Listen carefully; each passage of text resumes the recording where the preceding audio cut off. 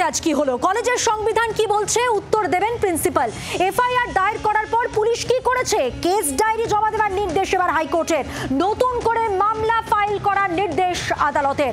FIR দায়ের করার 3 ঘন্টার মধ্যে গ্রেফতার করা হয়েছে বলে জানিয়েছে পুলিশ আজ আদালতে।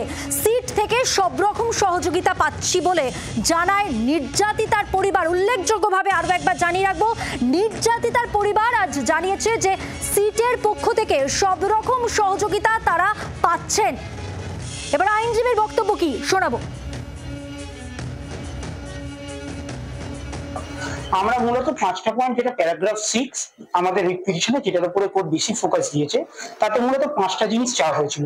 তার মধ্যে 1 নম্বর, কি করে বারবার অ্যালিগেশন আসা সত্ত্বেও এই ছেলেটিকে রাস্টিগেট করার পর পুনরায় আবার সেখানেতে ভর্তি নেওয়া হলো।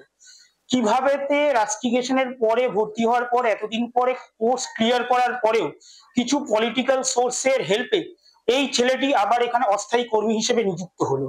কি করে কলেজ শেষ হয়ে যাওয়ার পর রাত্রির পর্যন্ত ইউনিয়ন রুমে ছেলেরা থাকতে পারে, কিভাবে এইরকম ক্রাইম কিভাবে চলে যাচ্ছে, এবং এর উপরে কোনো স্টেপ গভর্নমেন্টের তরফ থেকে নেওয়া হয়নি কেন, এবং এতদিন ধরে এই ছেলেটির এগেনস্টে যে এত ক্রিমিনাল কেস, তার সত্ত্বেও কিভাবে একে এখনো ছাত্র হিসেবে রেখে দিয়েছে, এবং প্রত্যেকটা জায়গাতে এই কেন কলেজের ইউনিয়নের মাথা হিসেবে রিপ্রেজেন্ট হচ্ছে।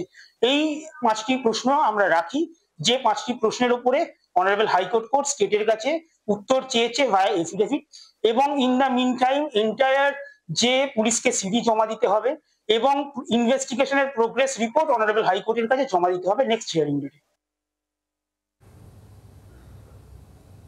আইনজীবী যেমনটা বললেন, যে কথা আদালত জানতে চেয়েছে সেই কথা আমরাও জানতে চাই।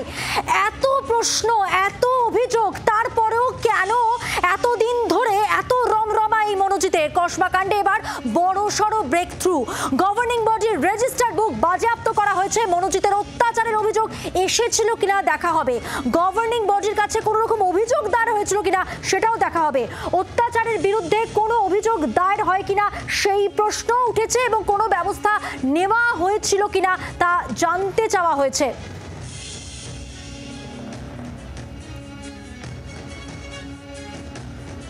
কসবার গণধর্ষণ মামলায় কসবার আইন কলেজের গভর্নিং বডির মিটিংয়ে রেজিস্টার বাজেয়াপ্ত করলো কলকাতা পুলিশের গোয়েন্দা বিভাগ। গতকালকে বিকেলবেলা তারা এই কলেজে যায় এবং সেখান থেকে মিটিংয়ের যে রেজিস্টার খাতা রয়েছে সেটা তারা বাজেয়াপ্ত করেছে।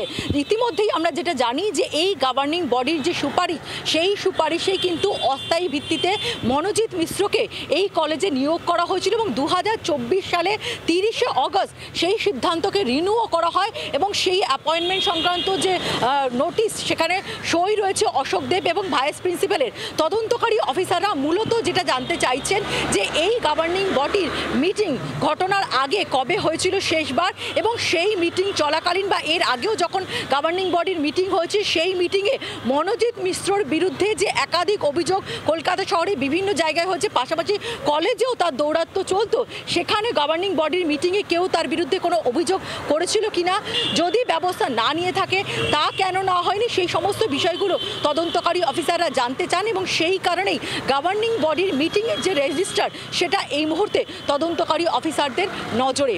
ক্যামেরা পার্সন অরিন্দমের সঙ্গে পিয়ালি মিত্র, জি 24 ঘন্টা, কলকাতা। বাংলার আওয়াজ, বাঙালির আবেগ, জি 24 ঘন্টা।